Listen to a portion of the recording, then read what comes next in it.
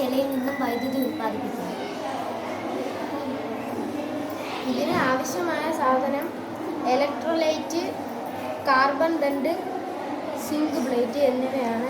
ഇലക്ട്രോലൈറ്റായിട്ട് നമ്മൾ എടുത്തിരിക്കുന്നത് ചെളിയാണ്.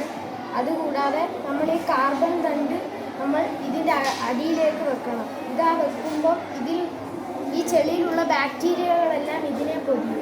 അങ്ങനെ ഇതിലുള്ള ജൈവ വസ്തുക്കളെ ബാക്ടീരിയ തിന്നുകയും അതിൻ്റെ ഭാഗമായി ഇലക്ട്രോൺ പുറപ്പെടുകയും ആ ഇലക്ട്രോൺ ഈ വയറിൽ കൂടി വന്ന് കണക്ട് ചെയ്ത് ഇവിടെ വന്ന് ഈ വർക്ക് പ്രവർത്തിക്കുന്നതാണ്. വലിയ തോതിലൊന്നും ഇത്